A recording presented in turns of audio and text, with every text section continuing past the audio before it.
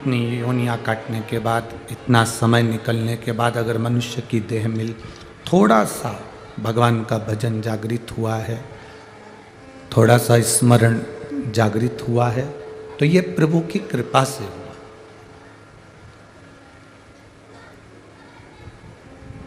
एक बात आप बताएं, आपके घर की अलमारी कपड़े से फुल है और कपड़े रखोगे तो वो कपड़ा रखाएगा क्या? जम के तो बोलो जरा। नहीं, क्या होगा? वो कपड़ा तुमने ठूस भी दिया, उसको रग भी दिया, तो वो कपड़ा नीचे गिर जाए, क्योंकि वो अलमारी पहले से फुल है, पहले से भरी हुई है, तो तुमने जो कपड़ा भरा वो नीचे गिर गया, कपड़ा नीचे गिर गया। घर की अलमारी कपड़े से फुल है, रसोई घर मसाले से, अनाज से फुल है, फ्रिज सब्जी, फल, दूध, दही, भाजी, तरकारी से बोलते जाओ फुल है।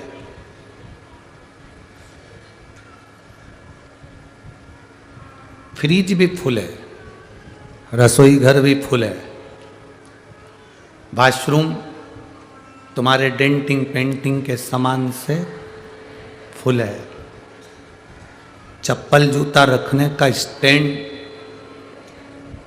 बोलो बोलो, वो भी फुल है, अलमारी फुल, फ्रिज फुल, रसोई घर फुल, वॉशरूम फुल। जिस पलंग पेटी पर तुम सोते हो, पलंग कहलाने का है, नीचे उसमें सामान रखा था, वो भी फुल है। और ये मनुष्य का जो शरीर है, ये भी अहंकार, क्रोध से फुल है, तो इसमें शिव पुराण रखाएगी कैसे?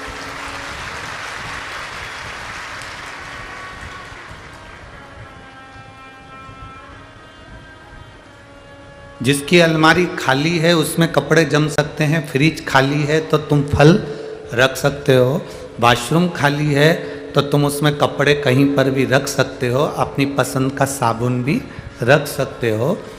अगर तुम्हारा मसालदान जिसमें तुम मसाला रखते हो,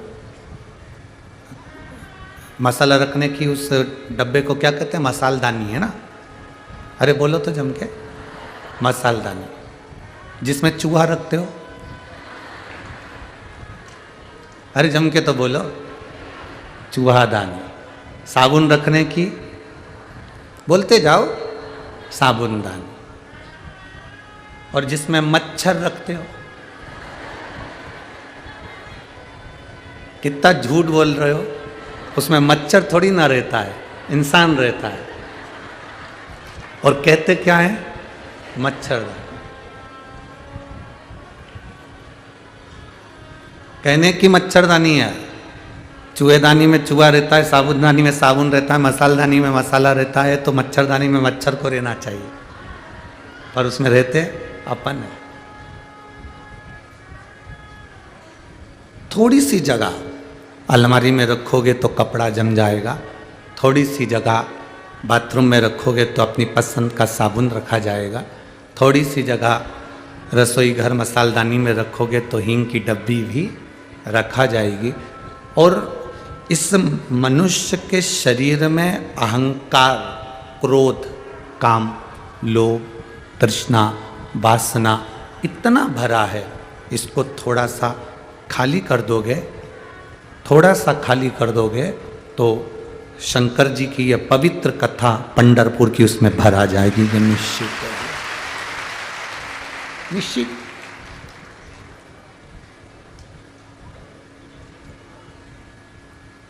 अहंकार को बाहर छोड़ के जाओ, बाहर। कभी कभी मंदिर में जाते हो तो चप्पल बाहर रह जाती है। किसी ने पूछा ये चप्पल बाहर क्यों रखी जाती है? हम कहते हैं चप्पल ये सीख देती है कि तुम्हारे भीतर भगवान को लेकर अंदर प्रवेश करो, बाहर की जो आसक्तियां हैं, वासना है, तृष्णा है, लोभ है, अहंकार है, वो सब बाहर छोड़ दो। आसक्ति बाहर रहना चाहिए, तृष्णा बाहर रहना चाहिए। अब उसमें भी अगर आपकी चप्पल कोई ले गया तो ये सोचो कि हमारी आसक्ति, हमारी तृष्णा, हमारा लोभ, हमारा काम हमारे से पीछा छूट गए। एक सेठ जी दर्शन करने के लिए मंदिर में गए और राम जी के मंदिर में दर्शन करने के लिए गए और जूते बाहर छोड़ गए। जैसे ही चप्पल जूते बाहर छोड़कर मंदिर में दर्शन कर कर वापिस आए तो उनके चप्पल जूते चोरी हो गए, गायब। सेठ जी को बाहर आते से ही उन्होंने जो भिक्षुक बैठे थे उनसे पूछा, हमारे जूते चप्पल देखे तुमने? कहे सेठ जी हमने तो नहीं देखे, हम तो राम जी को देखें कि तुम्हारा जूता चप्पल देखे।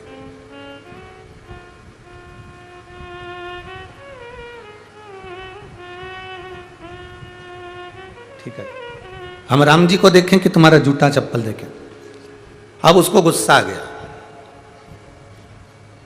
हमारे जूते चप्पल गए तो वो सीधे दौड़कर अंदर मंदिर में गया। हम जिसका दर्शन करने आए थे वो भगवान मेरा जूता चप्पल मुझे वापस दे। इतना गुस्से में लाल होकर वो अंदर गया। सबने उसको कहा ऐसा नहीं होता, भगवान कहां से ला कर देगा? नहीं, मेरे को तो चाहिए। और जो अंदर गया, अंदर जाके जो राम जी का दर्शन किया, दर्शन करते से वापस बाहर आ गया। बाहर वालों ने पूछा तू तो इतने जोश से अंदर गया था चप्पल जूते लेने के लिए, फिर क्यों नहीं लेके आया? कि भगवान के तो खुद कोई ले गया, भगवान तो खुद नग्न पांव से वहां खड़े हुए थे। शिव कथा कहती है परमात्मा किसी भी मंदिर में जूता पहनकर नहीं खड़ा, परमात्मा किसी मंदिर में चप्पल पहनकर नहीं खड़ा। उन्होंने कह दिया ये चप्पल, ये जूता अहंकार, अभिमान, अभिमत्ता, अहम, इसको बाहर छोड़ दो। कोई भगवान ऐसे ही मिल जाएगा? ऐसे ही सरलता से, इतनी सहजता से परमात्मा का। लोग कहते हैं नामदेव जी को भगवान मिल गए, जनाबाई को भगवान मिल गए, तुकाराम जी को भगवान मिल गए, संत तुकाराम जी की भक्ति से भगवान मिले, मीराबाई को भगवान मिल गए, कर्माबाई को भगवान मिल गए, रामकृष्ण परमहंस जी को भगवान मिल गए, चैतन्य महाप्रभु जी को भगवान मिल गए, श्री रामानुजाचार्य जी को भगवान मिल गए, श्री निम्बार्काचार्य जी को भगवान मिल गए। क्या इतनी सरलता से भगवान मिल जाता है?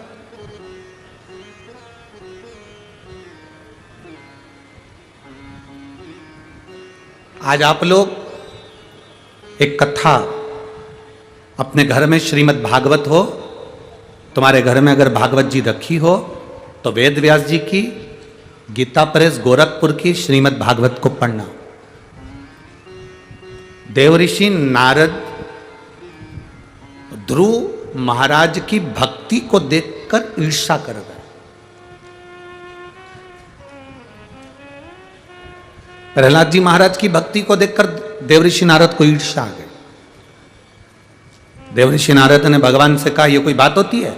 हमें तब करते करते पूरी जिंदगी निकल गई और ध्रुव जी महाराज 4 साल के और उनको नारायण का दर्शन हो गया। प्रहलाद जी महाराज 5 वर्ष के, उनको भगवान का दर्शन हो गया। मीराबाई 6 वर्ष की, उनको भगवान का दर्शन हो गया। कर्माबाई 9 वर्ष की, उसको भगवान का दर्शन हो गया। रामकृष्ण परमहंस जी 12 वर्ष के, उनको भगवान का दर्शन हो गया। नामदेव जी 8 वर्ष के, उनको भगवान का दर्शन हो गया। संत तुकाराम 3 वर्ष के, उनको भगवान का दर्शन हो गया। जनाबाई 7 वर्ष की, उनको भगवान का दर्शन हो गया। संत एकनाथ जी 3 वर्ष की अवस्था में भगवान का दर्शन कर लिया। देवऋषि नारद को थोड़ी सी ईर्ष्या जाग गई और देवऋषि नारद ईर्ष्या भरकर भगवान विष्णु के पास पहुंच गए। नारायण से कहा ये बात हमको बिल्कुल पसंद नहीं आई कि आपने 4 वर्ष की अवस्था में ध्रुव जी को दर्शन दे दिया, मात्र 4 वर्ष की अवस्था, और हमारी पूरी जिंदगी निकल गई तब करते करते। श्रीमन नारायण श्रीमन नारायण श्रीमन नारायण जपते जपते पूरा जीवन निकल गया। ये कोई तरीका है आपका? भगवान विष्णु ने कहा पहले शांति रखो, फिर बोलो हुआ क्या है। बड़बड़ बड़बड़ करे जा रहे हो, बोलो क्या बात है। ध्रुव जी को 4 वर्ष की अवस्था में दर्शन हो गए, हमको पूरी जिंदगी निकल गई, दर्शन नहीं हुए, ऐसा क्यों? भगवान विष्णु ने कहा अरे नारद, तुम समझते नहीं हो, तुम्हें इतनी विवेक, इतनी बुद्धि नहीं है तुम में। ध्रुव जी महाराज कोई आज से तप कर रहे हैं क्या? उनकी पूरी जिंदगी निकल गई तप करते करते करते करते, 1 जन्म 2 जन्म 3 जन्म 4 जन्म, ना जाने कितने कितने जन्म ध्रुव जी महाराज के निकल गए। अब ध्रुव जी महाराज के जन्म निकलते निकलते तप करते करते उनका समय, तप की अवधि समाप्त हो रही थी। इसलिए भगवान ये नहीं देखते कि कितने वर्ष का है, उसके तप की साधना कितनी हो गई, भगवान ने ये देखा, तब भगवान ने दर्शन दिया है, तब भगवान पहुंचकर दर्शन प्रदान करे। जो देवऋषि नारद से भगवान नारायण ने कहा वो आप अपनी बुद्धि में उतार कर रखना। सुनो नारायण, भगवान की कथा में, शिव महापुराण में, सत्संग में, मंदिर के दरवाजे पर, भगवान की चौखट पर और भगवान की अविरल भक्ति में जब व्यक्ति कई जन्म निकाल देता है तब साधना करते करते करते करते, जैसे आप में से कोई कोई माताएं ऐसी होंगी जिनकी उम्र 30 वर्ष होगी, 30 साल पहले वो भगवान को लोटा भर के जल नहीं चढ़ाती थी। कोई कोई माता ऐसी होगी 15 साल की जो 15 साल के पहले भगवान को जल नहीं चढ़ाती थी। कोई कोई 60 साल का व्यक्ति बैठा होगा, 60 साल के पहले शंकर जी के मंदिर में एक लोटा जल नहीं चढ़ाता था, सब दूर जाता था पर शिव के मंदिर नहीं जाता था। आखिर 60 साल के बाद तुम 62 साल के हो गए, 63 साल के हो गए, तब तुम शिव जी के मंदिर जा रहे हो, शिव जी के मंदिर में लोटा भर के जल चढ़ा रहे हो, तुम्हारा मन शिव महापुराण में लग गया, तुम्हारा चित्त शंकर की भक्ति में लग गया, तुम्हारा मन हरि विठ्ठल की भक्ति में लग गया। जरा विचार करो ऐसा क्यों हुआ? जो 40 साल में नहीं हुआ, जो 20 साल में नहीं हुआ, जो 30 साल में नहीं हुआ, आज तुम्हारा मन शंकर जी के मंदिर जाने का करता है, एक लोटा जल चढ़ाने का करता है। वो क्यों? तो भगवान नारायण ने कहा, नारद, जब व्यक्ति की तप साधना होते होते होते होते समय बीत जाता है, तब वो जब शिव महापुराण की कथा में जाकर बैठ जाए, मेरे मंदिर तक आ जाए, मेरी सेवा में लग जाए, तो समझ लेना कि उसकी हजारों वर्ष की तप साधना पूर्ण हो गई, तो मैंने उसको दर्शन दिया। कोई आज की तप साधना नहीं है। आप पंढरपुर की इस पवित्र भूमि पर लाखों की संख्या में बैठकर कथा सुन रहे हो, धूप में बैठे हुए हो, जगह नहीं है पूरे ग्राउंड के अंदर, तो बाहर जहाँ जहाँ तुम लोगों को जगह मिल रही, पेड़ के नीचे अपने चादर लगाकर, डंडियाँ बांधकर, छाता लगाकर, जैसी तुमको जगह मिली वैसी जगहों में तुम बैठ गए। आखिर क्या कभी कथा तो सुनी, स्मरण भी करा, पर तुम्हारे भीतर जो जागरूकता उत्पन्न हुई है, तुम्हारे भीतर जो शिव के प्रति भाव उत्पन्न हुआ है, वो भाव आज का नहीं है, तुम्हारे ना जाने कितने कितने जन्म निकल गए, उस जन्म के बाद आज तुम्हारी चित्त वृत्ति में शिव आकर बैठ गया, नारायण आकर बैठ गया, पांडुरंगा आकर बैठ गया, हरि विठ्ठल आकर बैठ गया, तब तुम्हारा मन अब भगवान की भक्ति में रमा है, तब भगवान का दर्शन तुमको हुआ है। नहीं तो ये भगवान का दर्शन होना बड़ा मुश्किल है।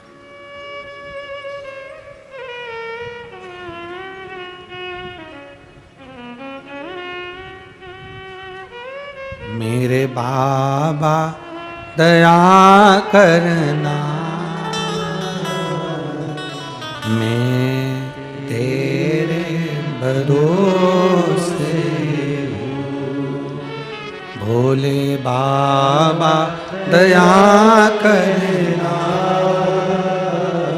मैं तेरे भरोसे हूँ। इन लाइनों को हम हर कथा में गाते हैं, उसका केवल एक कारण है कि आपके मुख से निकले कि आप उसके भरोसे हो, आपके मुख से निकले कि आप उसके सहारे हो।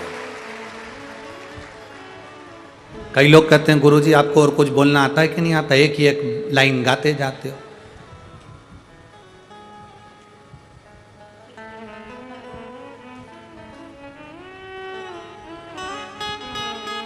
कई लोग कहते हैं गुरुजी रेडियो भी चैनल चेंज करता है, आप भी चेंज करा करो ना भजन।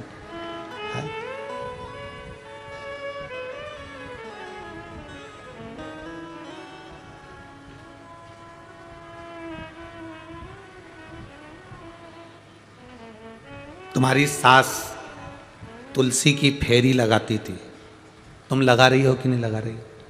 बोलो, जम के बोलो, लगा रहे। तुम्हारी सास सोमती अमावस्या की पूजन करती थी, तुम करती हो कि नहीं करते हो? करते। बारकरी करने वाले, बारी करने वाले यहाँ आते हैं, बारी करते करते यहाँ के हरि विठ्ठल का दर्शन करते हैं। कई वारकरी ऐसे हैं जिनके दादा वारी में जाते थे, उनका बेटा वारी में जाता था, उनके बेटे का बेटा वारी में जाता था, और कई वारकरी ऐसे हैं जिनकी 8-8, 10-10 पीढ़ी निकल गई, आज भी उनका घर का व्यक्ति वारकरी यहां तक आता है पैदल।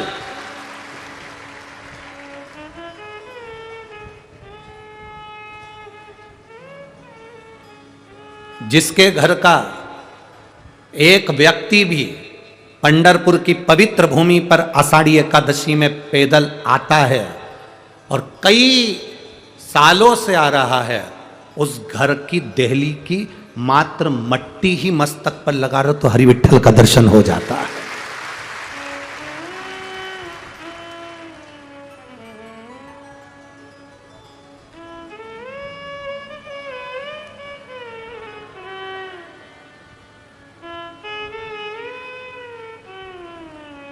तीन हमारे गांव को बचा कर रखते हैं, तीन हमारे गांव को बचा कर रखते हैं, तीन हमारे खेड़े को बचा कर रखते हैं, तीन हमारे शहर को बचा कर रखते हैं, तीन हमारे प्रदेश को बचा कर रखते हैं और तीन हमारे भारत को बचा कर रखते हैं। वो तीन कौन? पहले नंबर का वारकरी, संत, साधु, वैष्णव। दूसरे नंबर का पतिव्रता धर्म का पालन करने वाली सती नारी। और तीसरे नंबर का हमारे गांव में बिना कपट, निष्कपट के भजन करने वाला वो कीर्तनी, वो सत्संगी, वो भजना वाला। तीन हमारे गांव को बचा कर रखते हैं। तुम्हारा गांव में अगर सद्दूर कोरोना आया, तुम्हारे गांव में अगर कोरोना आया और तुम बच कर निकल गए, समझना कि तुम्हारे गांव में कोई सती नारी रहती होगी, कोई वारकरी रहता होगा, कोई भजन करने वाला, कोई वैष्णव रहता होगा, कोई संत, कोई साधु रहता होगा, जिसकी भक्ति का बल इतना प्रबल है कि रोग और बीमारी भी दूर हट जाती है।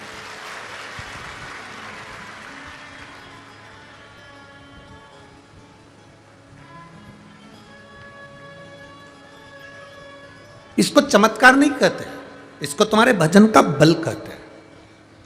संत नामदेव जी कुएं के सामने जाकर बैठकर कुएं में से पानी उफान आकर और नामदेव जी की प्यास बुझा दे तो इसको क्या चमत्कार कहोगे? ये भक्ति है उनकी, ये विश्वास है उनका, ये दृढ़ता है उनकी।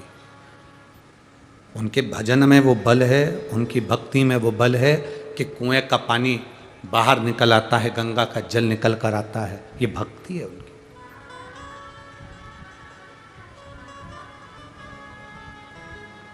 बिना भक्ति के भगवान मिला किसको है?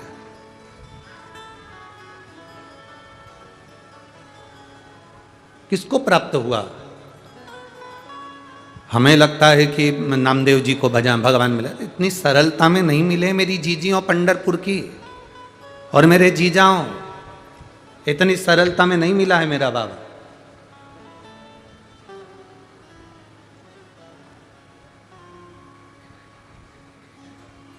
कितना कितना समय निकाल दिया, कितना समय।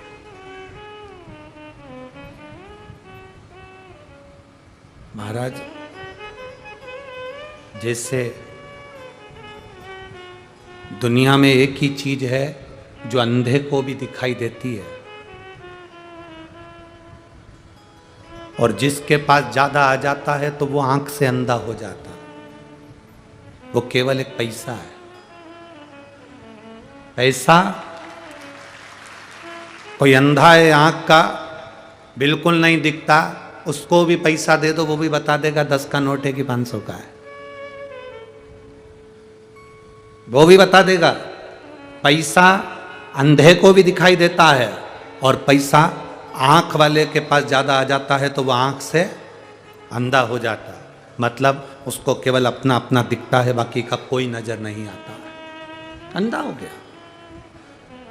जैसे अंधे को पैसा समझ में आ जाता है कि ये पैसा 500 का नोट है कि 100 का नोट है कि 10 का नोट है कि 5 का नोट है कि 50 रुपए है कि 20 रुपए है, ये उसको मालूम है।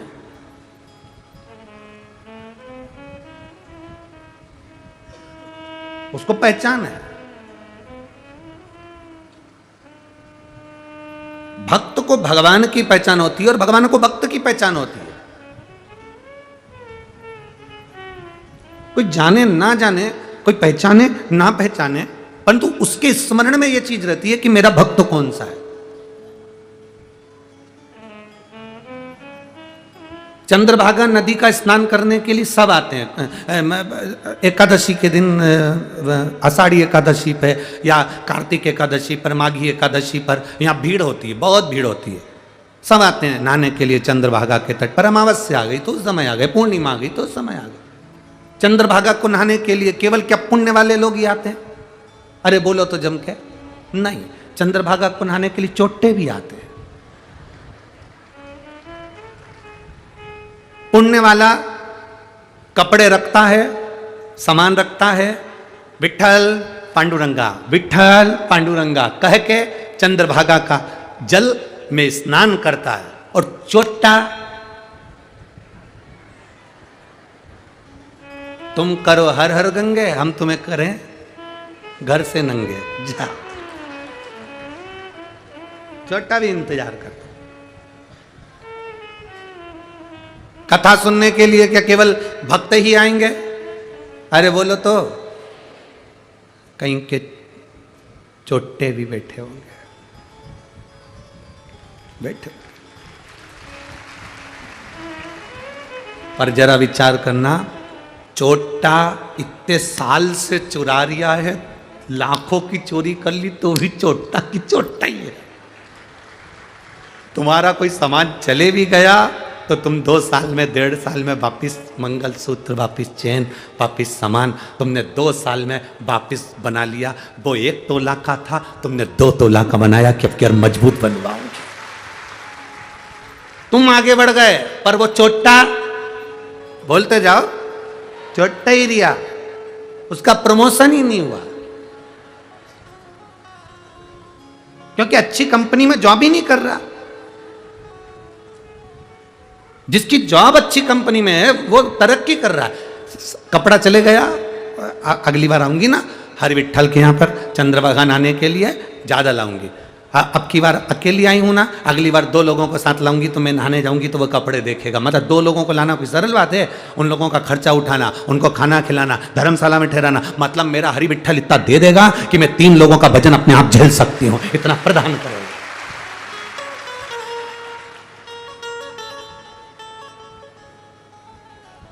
केवल पुण्य वाले ही नहीं, पापी भी जाते हैं।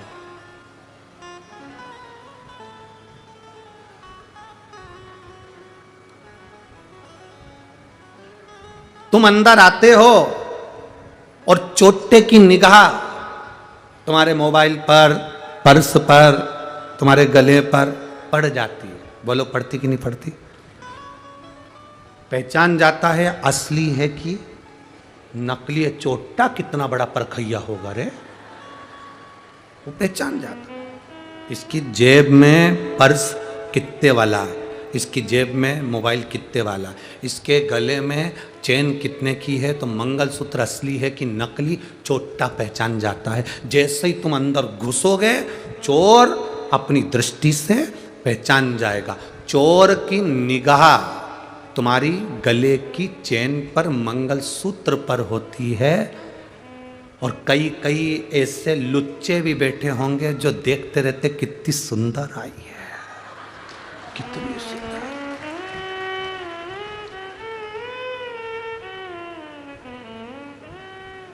चोट्टे की निगाह तुम्हारी चेन पर है, लुच्चे की निगाह तुम्हारी सुंदरता पर है, और महादेव की निगाह अपने भक्त पर है। तुम अंदर आए शिव महापुराण की कथा सुनने के लिए तो चोर ने भी तुमको देखा, लुच्चे ने भी तुमको देखा, पर जब तुम कथा सुनने के लिए बैठे तब अंदर आते समय मेरे महादेव ने भी तुमको देखा कि मेरा अपना आया है, मेरा श्रेष्ठ आया है, मेरा अपना है, मेरे लिए आया है, ये मेरे लिए पहुंचा।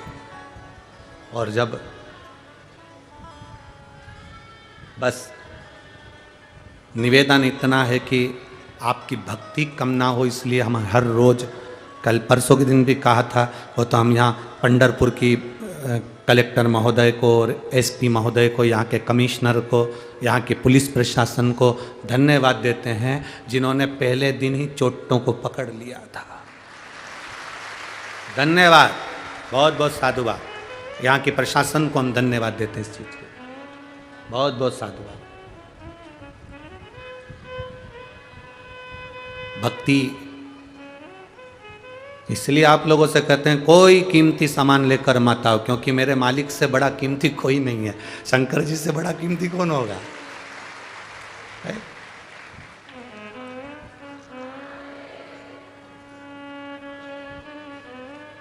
जो लोग सीओर आते हैं ना कुबेरेश्वर धाम, हम उनसे भी कहते हैं। एक माता जी खूब रो रही थी, उसका कोई पर्स ले गया, खूब रोई। हम तो लुट गए लुट गए लुट गए लुट गए लुट गए। हमने कहा क्या लुट गया? पर्स चले गया। अच्छा,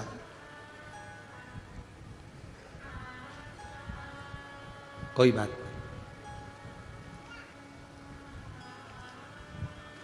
वो जितना लूटता है ना, उससे 1000 गुना बेग भरकर पहुंचा देता है, बेग भरकर।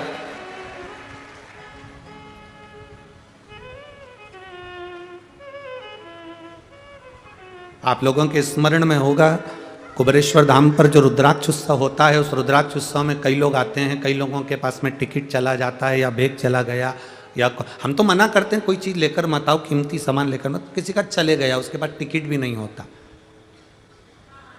तो फिर अनाउंस किया जाता है, सूचना अनाउंस करते हैं कि जिनका टिकट चले गया या पहनने के कपड़े चले गए या आने जाने का किराया नहीं, वो बाद में अपना नाम ऑफिस में लिखा है, उसका टिकट भी कुबेर भंडारी कराएगा और कपड़े भी कुबेर भंडारी पहनाएगा।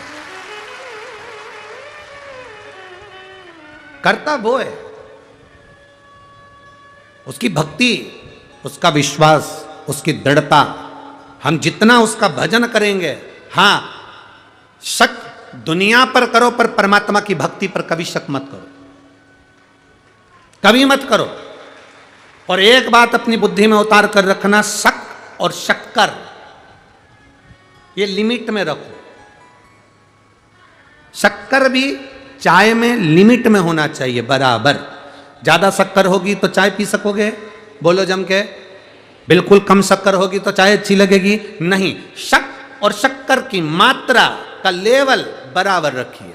ना शक ज्यादा होना चाहिए, ना शक्कर ज्यादा होना चाहिए। शक ज्यादा होता है तो हमारा घर बिगाड़ देता है, शक्कर ज्यादा होती है तो शरीर बिगाड़ देती है।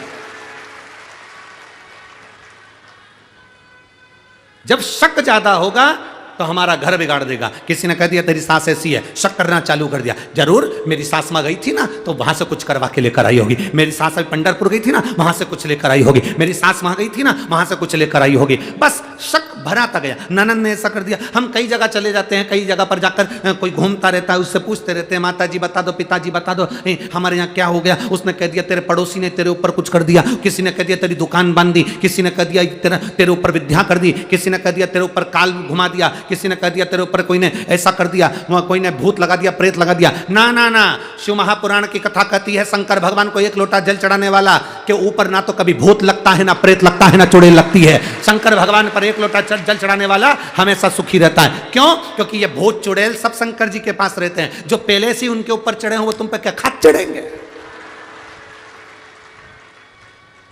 जबरदस्ती दुनिया के लोग भर्ती में तुम्हारे को भ्रम में कह देते हैं तेरे ऊपर भूत लगा दिया, उसने तेरे ऊपर विद्या कर दी, उसी ने ऐसा कर दिया, तेरी दुकान बंद हो गई, चलती हुई दुकान बंद हो गई। चलती हुई दुकान क्यों बंद हुई? किस लिए बंद हुई? तुम्हारे कारण बंद हुई। शिव महापुराण की कथा कहती है अच्छी दुकान चल रही थी, बंद क्यों हुई? तुम्हारे कारण हुई। क्यों? क्योंकि कीचड़ और लीचड़ इन दोनों से दूर रहना चाहिए। कीचड़ और लीचड़ इन दोनों से दूर रहना चाहिए। कीचड़ शरीर में लगता है तो दाग लगा देता है, खराब कर देता है शरीर को। और लीचड़ मतलब आलसी व्यक्ति, आलसी व्यक्ति का संग पकड़ोगे तो वो सवेरे वो भी जगदम्बा आराम से 8-9 बजे उठ रही, पति कह रहा चाय ला दे, बिना नहाए रसोई घर में चालू करके 8:30 बजे जब जगदम्बा उठ के चाय बनाएगी, 9:30 बजे भेरू ब्रश करेगा, 10:30 बजे नाश्ता चलेगा, 10:30 11 बजे नौकर को चाबी दे दी तो खोल लेना, 11 बजे आराम से साहबजादे दुकान पर पहुँचे और सोच रहे हैं कि मेरी दुकान क्यों नहीं चल रही। नौकर ने उसी दुकान के 2 चौराहे छोड़कर एक दुकान डाल ली और यहाँ के सारे ग्राहकों को वही भेज दिया। कीचड़ और लीचड़, इनसे बचकर रहना। कीचड़ शरीर खराब कर देगा, कपड़ा खराब कर देगा, और लीचड़ व्यक्ति, आलसी व्यक्ति तुम्हारी पूरी व्यवस्थाओं को, पूरे जीवन को खराब कर देगा। तुम्हारी जो दिनचर्या है उसको खराब कर देगा। आपकी सवेरे उठने की आदत है, 6 बजे जगने की आदत है, कोई लीचड़ व्यक्ति तुम्हारे साथ में है, अगर वो 8-9 बजे उठता है तो तुम्हारी भी धीरे धीरे ऐसी आदत बन जाएगी 8-9 बजे उठने की। तुम 4 बजे उठती थी, मालूम पड़े 8 बजे उठ रही, 9 बजे उठ रही। क्यों? क्योंकि वो लीचड़ का साथ हो गया। और दोस्त दूसरे पर दे रहे, माता जी बता दो हमारी दुकान क्यों चली गई। माता जी बोली तेरे पास वाले ने कराया, तेरे पास वाले। अब पास वाली से तब प्रेम था, दिवाली पे मिठाई भी भेजती थी, गुजिया भी भेजती थी, चकली भी भेजती थी, मठरी भी भेजती थी। अब उससे ऐसा हो गया, और बेचारी ने करा कुछ नहीं, पर तेरे घर के लोग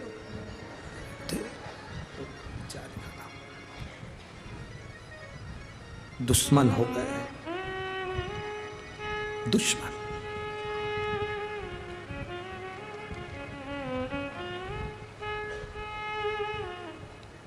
केवल एक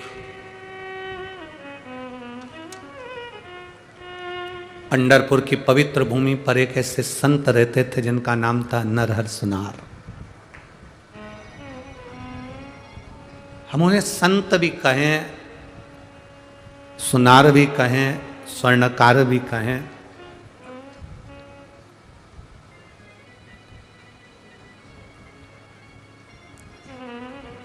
नरहर सुनार की एक बेटी थी जिसका नाम था मालू। क्या नाम था? जम के बोलो जरा। मालू। नरहर सुनार की बेटी जब 14 वर्ष की हुई, 14 वर्ष की नरहर सुनार की जब बेटी 14 वर्ष की हुई,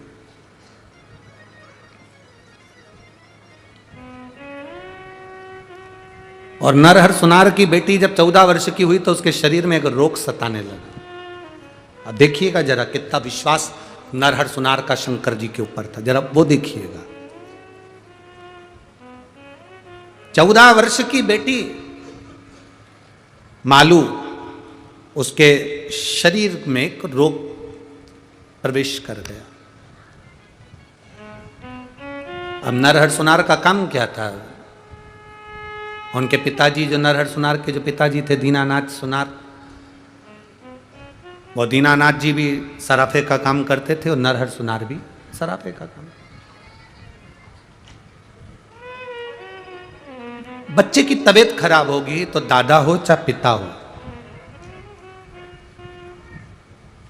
वो मुख से उदास रहेंगे, उनके नैनों में थोड़ा सा जल समाहित रहेगा और नेत्रों में जल भर आता है कि भाई बच्चे को हुआ क्या है, हो क्या गया।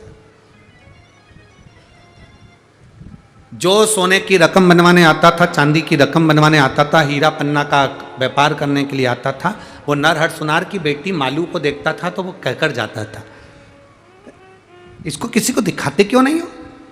नरहर सुनार कहते थे, दीनानाथ सुनार कहते थे कि इसको हमने कई वेदों को दिखा लिया, कई डॉक्टरों को दिखा लिया, तो फिर अब ये बेटी, इसका 14 वर्ष का जीवन, कहाँ क्या होगा इसके साथ। नरहर सुनार हमेशा एक ही बात कहते थे, जाई विधि राखे शंभू ताई विधि। जैसा मेरा महादेव, मेरा मल्लिकार्जुन रखेगा वैसा मेरी बेटी रहेगी। वेद अपना काम कर रहे हैं, डॉक्टर अपना काम कर रहे हैं, मेरा महादेव अपना काम कर रहा है। महादेव अपना काम कर रहा है। हाँ, इस व्यासपीठ से कथा करते करते कई वर्ष हो गए, सालों। इस व्यासपीठ ने कभी ऐसा नहीं बोला कि आप डॉक्टर को मत दिखाना, कि वेद को मत दिखाना, कि दवाई मत लेना, कि औषधि मत लेना। कभी बोला क्या? जम के बोलो जरा, बोला नहीं। हमेशा इस व्यासपीठ ने कहा डॉक्टर शंकर का एक रूप है। बोला है कि नहीं बोला? डॉक्टर शिव का एक रूप है। आपके शरीर में रोग आया, आप डॉक्टर को दिखाने के लिए जाओ। जांच का बोल रहा है, जांच कराओ। दवाई का बोल रहा है, दवाई लो।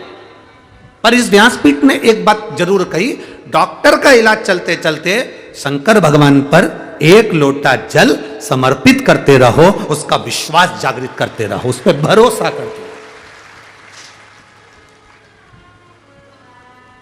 जो नरहर सुनार ने, जो सराफा का काम करवाने आते थे, उनसे नरहर सुनार भी यही कहते थे, वेद अपना काम कर रहे हैं, औषधि दे रहे हैं, कर रहे हैं, और मेरा महादेव अपना काम कर रहा है, वो अपना काम कर रहा है।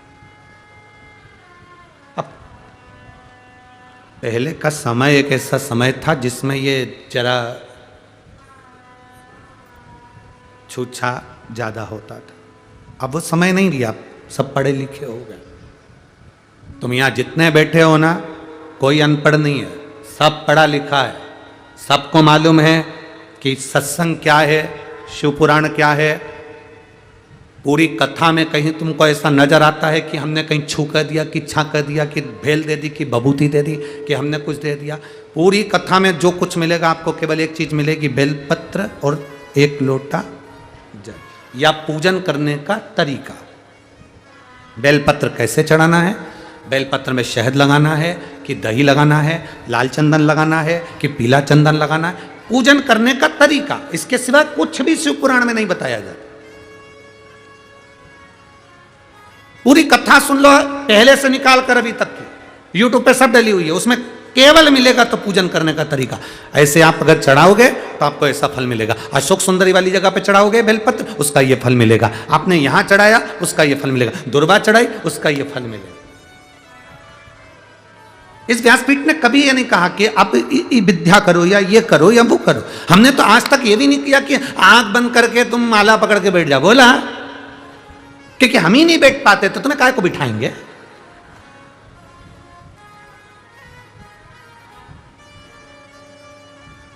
किसी ने कहा गुरुजी तुम माला पकड़ के आंख बंद करके नहीं बैठते? हाँ, क्यों नहीं बैठते?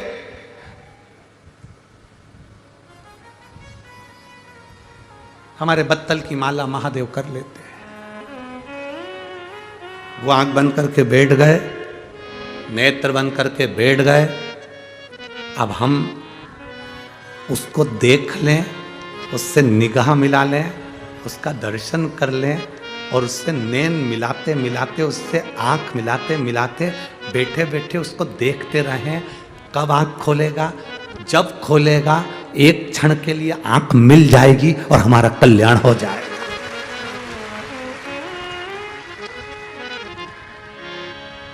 कई मिलेंगे आपको, वो आपको बिठाएंगे, आंखें बंद कर लो,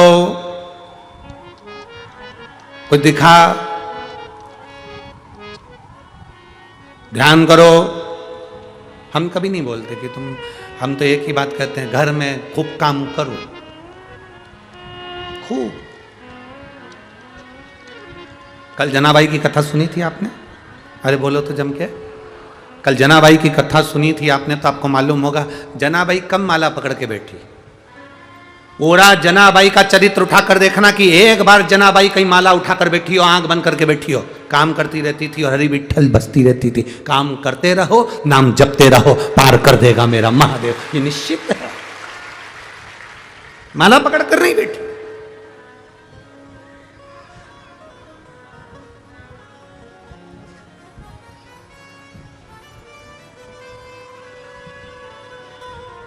सबसे विचित्र संप्रदाय है वारकरी संप्रदाय। इसको समझना कठिन है। दूसरे संप्रदायों में तो माला पकड़कर बैठना पड़ती है, पर वारकरी संप्रदाय में तो यहाँ हरिविठ्ठल के सामने भी तानपुरा और करताल लेकर खड़े रहते हैं, पाँव में घुंघरू बांधकर, कि बजता रहे, भजन चलता रहे। यहाँ बैठने का काम ही नहीं है, यहाँ तो भजन का काम है।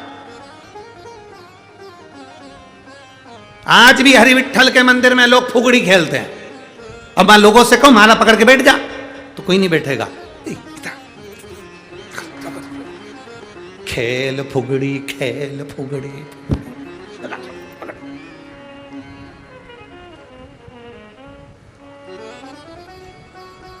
और अगर उसके साथ में कोई भी नहीं रहता फुगड़ी पकड़ने वाला, तो वो माँ जो खंबा है ना, खंबे पे लिपट जाए खंबा से। तो किसी ने बुझाई, बहुत सारे लोग आते हैं, एक खंबे से लिपट रही थी, दूसरे ने उसको देख लिया, वो हटी, वो भी लिपट गया, वो गया, तीसरा आया, वो भी लिपट गया, चौथे ने, वो भी लिपट गया। लिपटने के बाद पूछा जब मंदिर से बाहर निकले, उस खंबे से क्यों लिपटे थे? तो कहा वो तीसरी लिपटी थी, वो तीसरी को पकड़ा, बिमला इधर आ, तू क्यों लिपटी थी? कि वो लीलाबाई लिपटी थी। लीला इधर आ, तू क्यों लिपटी थी? तो के लीला ने बोला मेरी सहेली नहीं आई थी फुगड़ी खेलने वाली, तो मैंने खंबे से फुगड़ी खेलनी थी, मैंने खंबे से फुगड़ी, वो नहीं आई।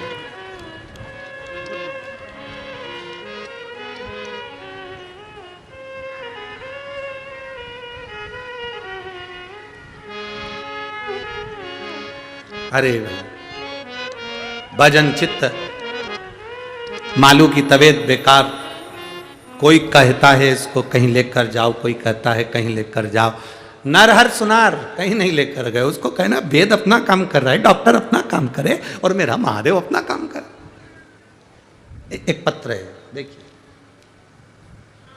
उसने रिपोर्ट भी पूरी लगाई हो पत्र के अंदर।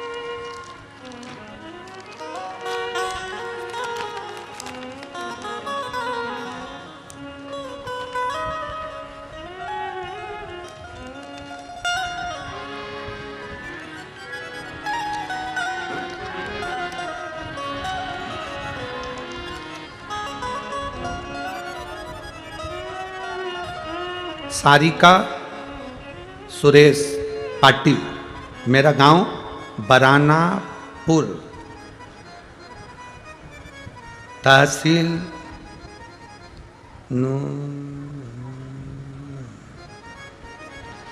औसा, जिला लातूर। औसा नुआसा है तहसील। तुम समझ गए क्या? हाँ बस ठीक है। हरि विठ्ठल, तुम्हारा समझना जरूरी है, बाकी के तो सब जान दो। कहीं बैठी है, नाम सारिका सुरेश पाटिल, मेरा गांव बरानापुर, ठीक है, और तहसील नूसा, जिला लातूर में। कहीं बैठी हैं क्या? हाँ ठीक है, दिख गए। एक बार हाथ हिला दो वापिस। श्री शिवाय नमस्तुभ्यम।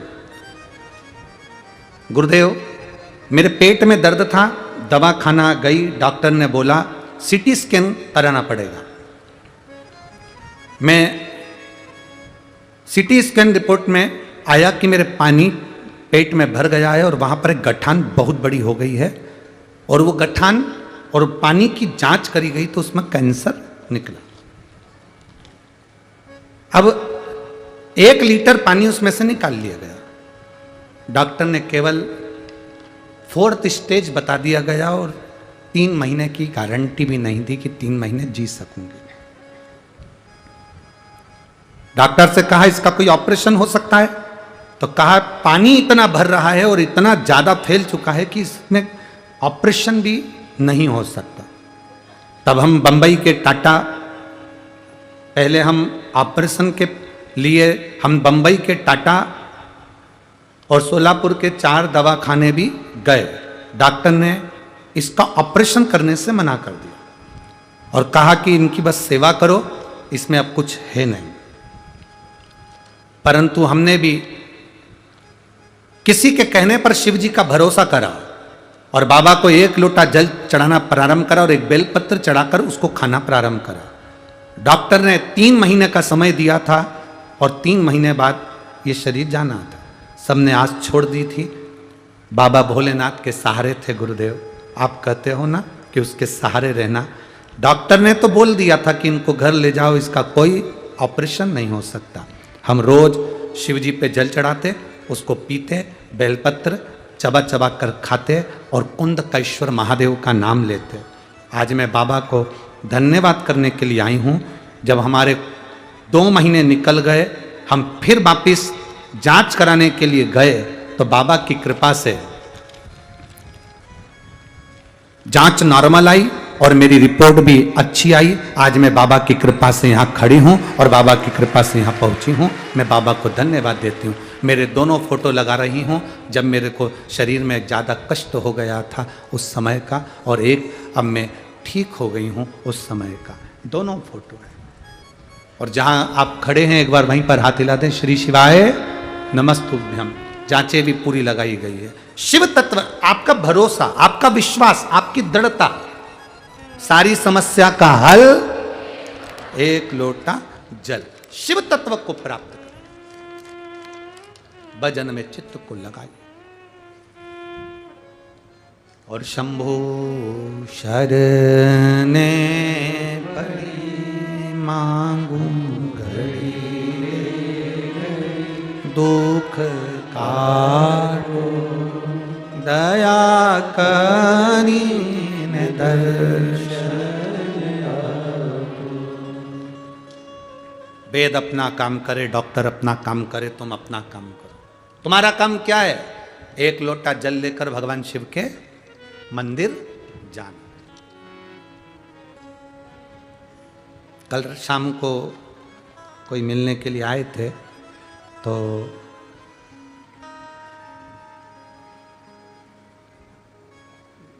बहुत सारे लोग थे, उसमें से एक माता जी से हमने कहा कि एक काम करा करो। वो कहने लगे हमें बहुत तकलीफ है। हमने कहा तुम मंदिर जाया करो ना एक लोटा जल चढ़ाने के लिए। हम तो कुछ बताते नहीं है, केवल एक लोटा जल ही है। और गुरु जी मंदिर बहुत दूर है। अच्छा, हमने कहा ब्यूटी पार्लर।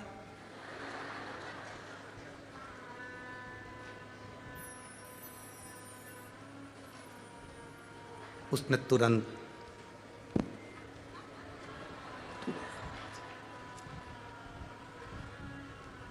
अच्छा, एक तो लोग हमसे मिलने आए और हम उनकी कथा यहाँ सुनाए तो वो बेचारी चिढ़ती भी बहुत होगी, और चिढ़ती भी बहुत होगी। अब वो कहे कि मंदिर दूर है, हम बोले पार्लर। अरे गुरु जी, वहां तो कभी कभी जाती, कभी कभी जाती। हमने कहा तुम घर में ही रहती हो कि नौकरी वोकरी करती हो? नहीं गुरुजी, मेरी सर्विस है, नौकरी करती हूँ। अच्छा, ऑफिस जाती हो? हाँ। कहाँ रहती हो? कहा गुरुजी हम सोलापुर में रहते हैं। अच्छा, ऑफिस कितनी दूर है तुम्हारे वहाँ से? 5 किलोमीटर दूर। हमने कहा ठीक, ऑफिस दूर है, रोज जाती हो कि नहीं जाती हो? जाती हो। सब्जी लेने जाती हो कि नहीं जाती हो? जाती हो। पार्लर जाती हो कि नहीं जाती हो? जाती हो। किराना लेने जाती हो कि नहीं जाते हो? जाते हो। पति की दुकान दूर है, पति रोज दुकान पर जाता है कि नहीं जाता? जाता है। जब रोज ऑफिस समय पर जाना जरूरी है, 5 किलोमीटर दूर, तुम जब आय बढ़ाने के चक्कर में जा सकते हो तो अपनी आयु बढ़ाने के चक्कर में शिवालय नहीं जा सकते। ऑफिस में समय पर जाओगे तो क्या बढ़ेगी? बोलो, जम के बोलो जरा। आय बढ़ेगी। दुकान पर समय पर जाओगे तो क्या बढ़ेगी? आय बढ़ेगी। और शिवालय समय पर जाओगे तो आयु बढ़ेगी। ये स्मरण आपकी चित्तवृत्ति में बैठना चाहिए। दुनिया के लोग आय बढ़ाने का साधन ढूंढ रहे हैं पर आयु बढ़ाने का साधन नहीं ढूंढ रहे। आय अगर बढ़ भी गई, 50,000, 1 लाख, 2 लाख का पैकेज बढ़ भी गया और मालूम पड़े शरीर में रोग लग गया और तुम्हारी उम्र कम हो गई तो वो 2 लाख रुपए क्या खाक करोगे?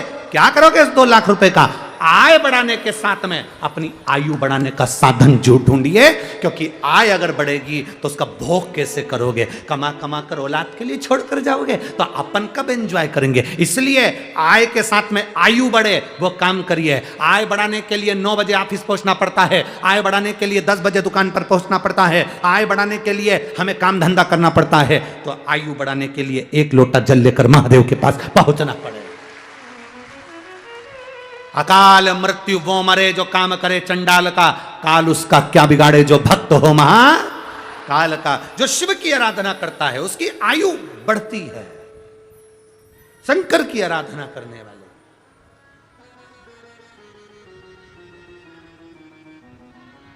हम आय बढ़ा रहे हैं, आयु नहीं।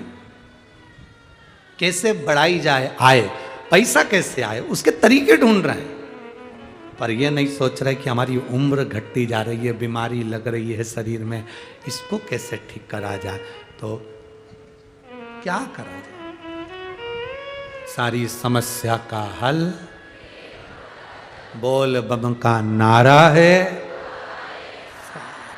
हमारी आयु बढ़ाने का साधन ढूंढा जाए। नर हरि सराफ ने, सुनार ने उस समय पर विचार कर लिया और कह दिया वेद अपना काम कर रहे हैं, डॉक्टर अपना काम कर रहे हैं, औषधि दे रहे हैं, और मेरा महादेव अपना काम कर रहा है। इतने में एक सिर फिरा। केवल आज के जमाने में सिर फिरे नहीं है, पहले भी होते थे, ये गुण पहले भी पाए जाते थे।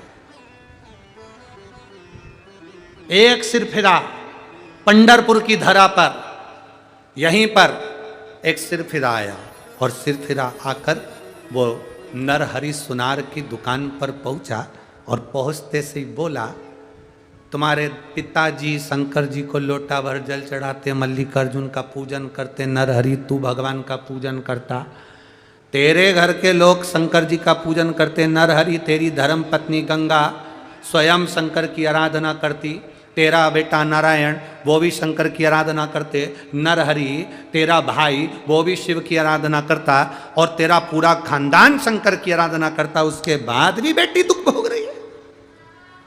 सिर फिरा। तुम्हारे मोहल्ले में, तुम्हारी कॉलोनी में, तुम्हारी सोसाइटी में, तुम्हारे नगर में, तुम्हारे क्षेत्र में भी ऐसे सिर फिरे मिलेंगे। अगर तुम रोज रोज मंदिर जाओगे, थोड़ा सा दुख तुम्हारी जिंदगी में आएगा तो आकर कहेंगे क्या होता है मंदिर जाने से, इसके बाद भी तकलीफ आ रही है, पशुपति व्रत करे थे उसके बाद भी तो दुखी है, ऐसा करा था इसके बाद भी तो तकलीफ है, इसके बाद भी तो कष्ट है। उसको कह देना मेरा महादेव थोड़ी सी फाइल मोटी है, समय लगेगा, पर यह पक्का है कि फाइल निपटा वो ही देगा। एक पत्र है, एक पत्र देखिए,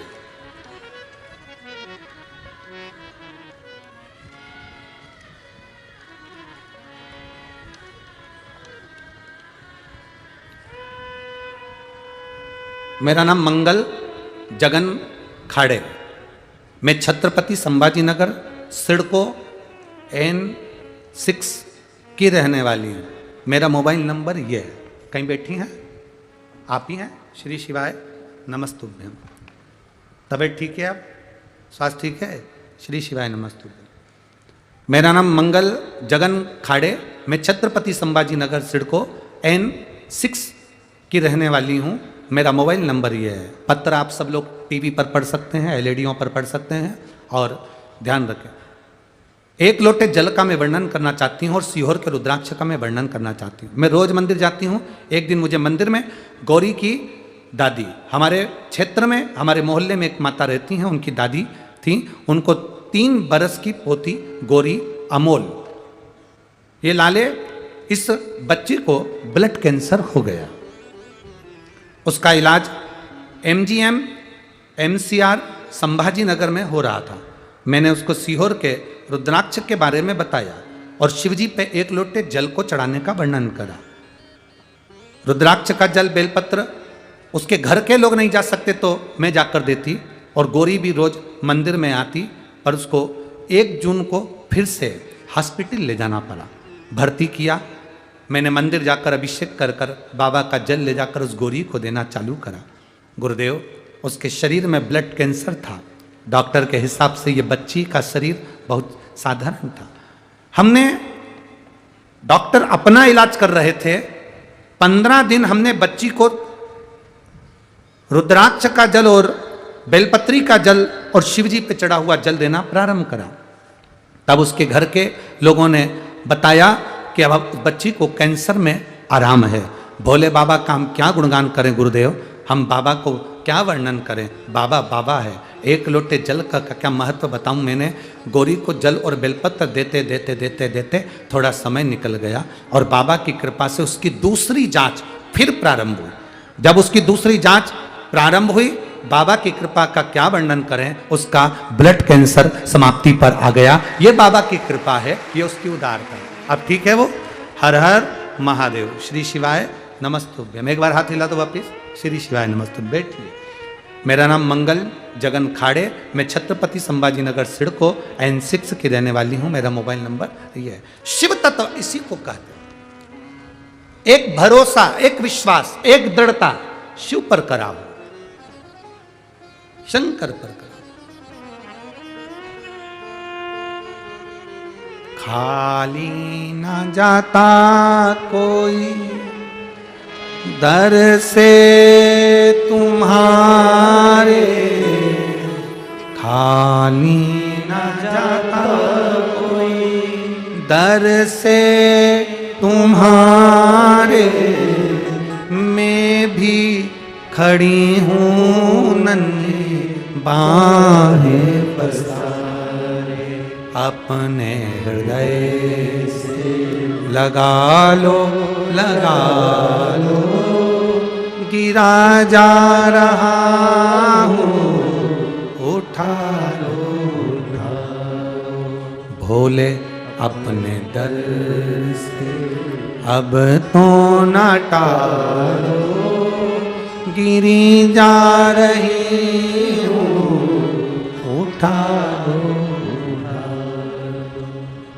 उसका भरोसा दृढ़ी रखिए, उसका विश्वास पक्का रखिए। आएंगे सिर फिरे बहुत सारे। आप मंदिर जाते हो? हाँ। क्या होता है? कहां सियोर वाले महाराज के चक्कर में पड़े हो? पहले तो जो तुमसे बोले कि सियोर वाले महाराज के चक्कर में पड़े हो, वहीं पर जवाब दे दो सियोर वाले महाराज के चक्कर में नहीं पड़े, वो तो मना करता है हमारे चक्कर में पड़ो ही मत। सियोर वाले महाराज के चक्कर में नहीं पड़े, हम महादेव के चक्कर में पड़े हैं, जिसके चक्कर में दुनिया पड़ी है। दुनिया हमारे चक्कर में पढ़कर करोगे क्या? दुख की घड़ी में कोई सियोर वाला महाराज थोड़ी ना आ जाएगा, तुम्हारे तकलीफ की घड़ी में कोई सियोर वाला महाराज थोड़ी ना आएगा। सियोर वाला महाराज नहीं आएगा, पर जो द्रौपदी को ज्ञान दिया था ना गुरु द्रोणाचार्य ने, वो ज्ञान तुम्हारे अंदर चाहिए।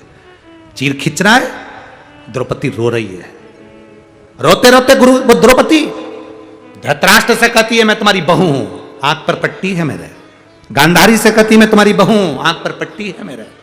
भीष्म पितामह कहते मैंने दुर्योधन के घर का अन्न खाया है, नहीं बोलूंगा। 5 पति कहते हमने हरा दिया तुझको, नहीं बोलूंगा।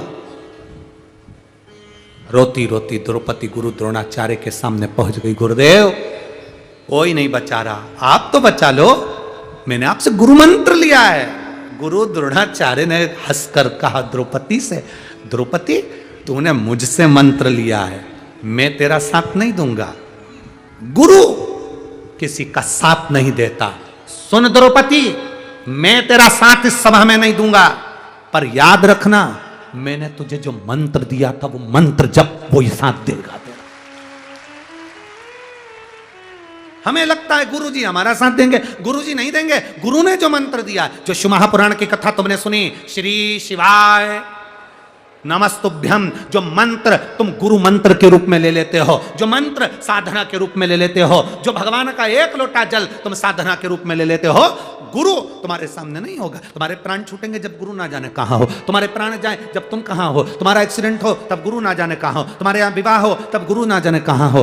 गुरु तुम्हारे साथ थोड़ी ना रहेगा। गुरु ने जो मंत्र दिया, गुरु जी ने कथा कही, गुरु जी ने जो विचार दिए, गुरु जी ने जो मंत्र पकड़ाया, गुरु जी ने जो तुमको कथा सुनाई, वो कथा तुम्हारे दिल में पहुंच जाना चाहिए।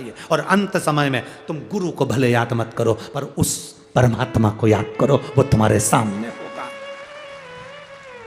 और अंत समय आना पड़ेगा, वचन दिया तो निभाना पड़ेगा।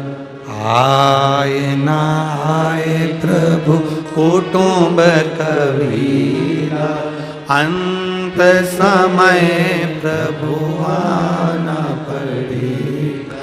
वचन दिया तो निभाना पड़ेगा, अंत समय प्रभु आना पड़ेगा।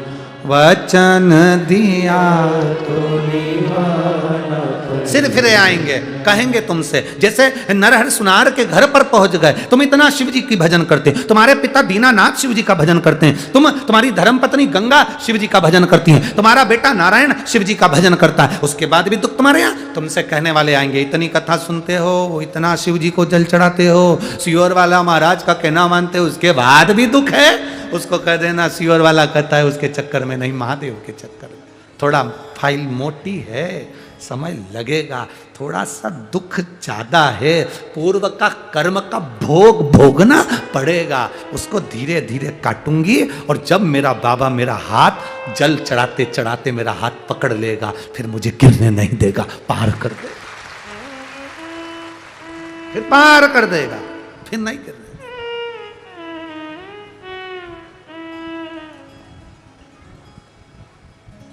फिर क्या सोचा? जब भीतर परमात्मा की अविरल भक्ति विश्वास दृढ़ होकर हमारे भीतर जब परमात्मा की अविरल भक्ति पहुंचती है, तब जीवन का एक आनंद अपने आप प्राप्त होता है, अपने आप।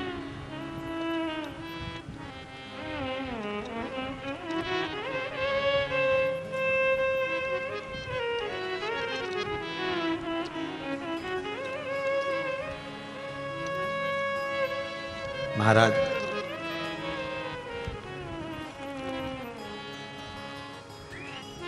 ये भक्ति अपने भीतर उतारो, अपने भीतर कथा अपने भीतर उतारो। कथा चांगली लगली ना, अब तुम्हारे भीतर जब वो कथा उतरेगी तुम्हारे भीतर, ये थोड़ी बहुत मराठी भाषा का तो हम जीरा और राई का बघार लगाते सब्जी में। आए ना हम ज्यादा कुछ बोल दें और तुम बाद में क्यों गुरुजी तुमने तो कजन का बोल रहा है, तुम्हें तो बोलना ही नहीं है, तो भाई इतना भी नहीं आए, परंतु अब प्रयास करेंगे। महाराष्ट्र का एक टीचर रखेंगे जो हमको मराठी थोड़ी बहुत धीरे धीरे करके 1-2 महीना 4 महीना में सिखा देगा ना, तो फिर तुमको मराठी में भजन भी सुनाएंगे और मराठी में कथा भी कह के सुनाएंगे। तो प्रयास करेंगे जो थोड़ी थोड़ी थोड़ी थोड़ी हमको बता दे। ये तो आता है चांगला,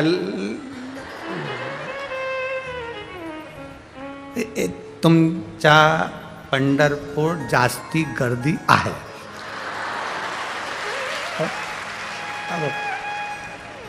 ठीक है, तो वो शिव भक्ति का एक आनंद हो। कथा को भीतर उतारिए, भीतर जब भीतर उतरेगी तब सुख अपने आप आएगा। हम तो बाबा के भरोसे चलते हैं, हम तो बाबा के भरोसे चलते हैं, भोले बाबा के भरोसे चलते हैं, शंभू बाबा के भरोसे चलते हैं, हम तो बाबा के भरोसे चलते हैं, हम तो बाबा के भरोसे चलते हैं, भोले बाबा के भरोसे चलते हैं, भोले बाबा के भरोसे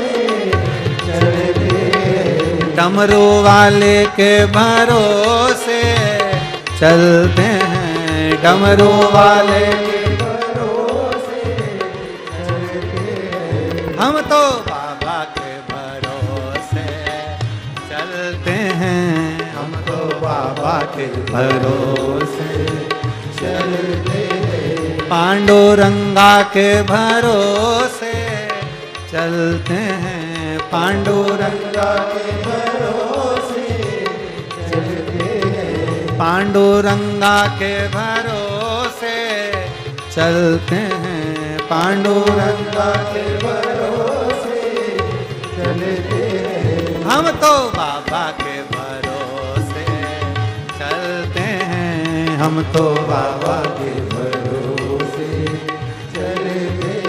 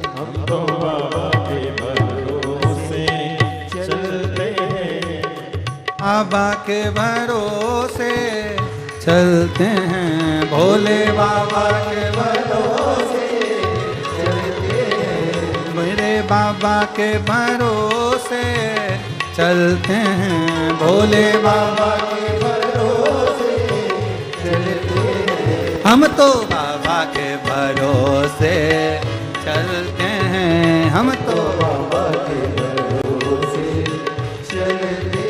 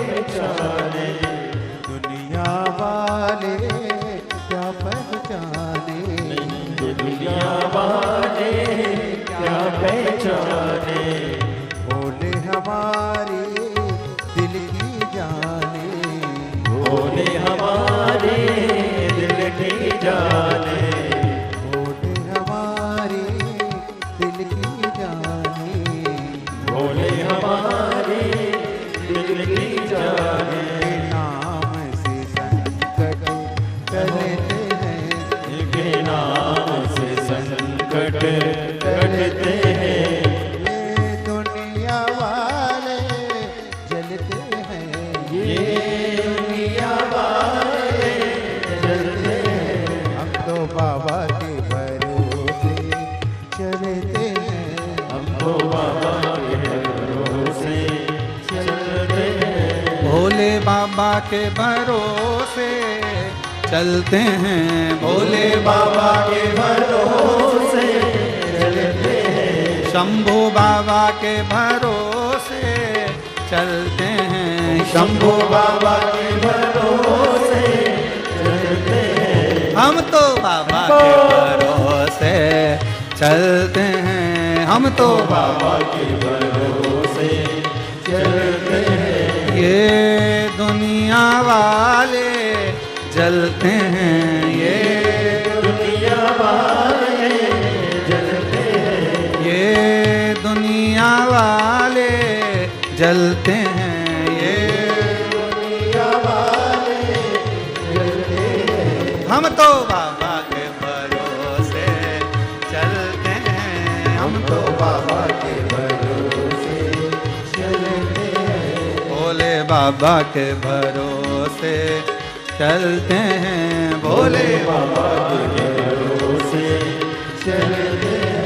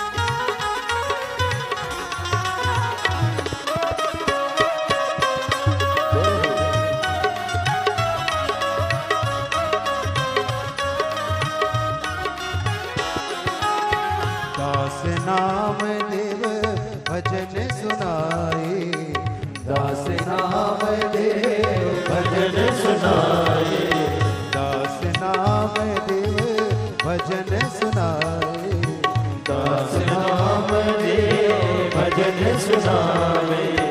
बाबा ये तेरी कृपा चाहे, बाबा ये तेरी कृपा चाहे, बाबा ये तेरी कृपा चाहे, बाबा ये तेरी कृपा चाहे। नाम के दीपक जलते हैं, इनके नाम के दीपक जलते हैं। ये दुनिया वाले जलते हैं, ये दुनिया वाले जलते हैं। तो बाबा के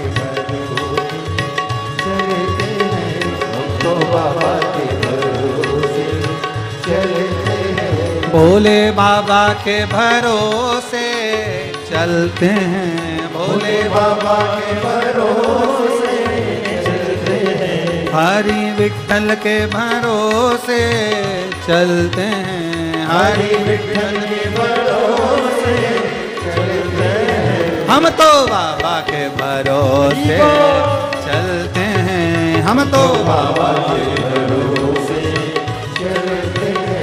ये दुनिया वाले चलते हैं, ये दुनिया वाले चलते हैं, ये दुनिया वाले चलते हैं, ये दुनिया वाले चलते हैं। हम तो बाबा के भरोसे चलते हैं, हम तो बाबा के भरोसे चलते हैं, भोले बाबा के भरोसे चलते हैं, भोले बाबा के भरोसे चलते हैं, शंभू बाबा के भरोसे चलते हैं, शंभू बाबा के भरोसे चलते हैं। हार